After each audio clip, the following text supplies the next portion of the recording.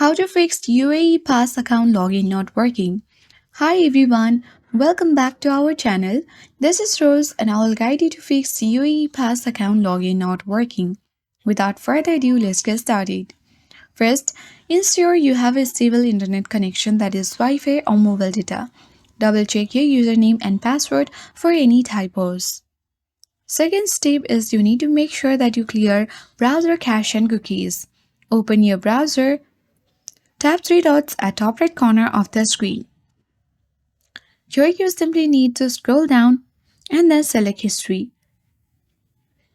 Now tap on Delete Browsing Data at top left.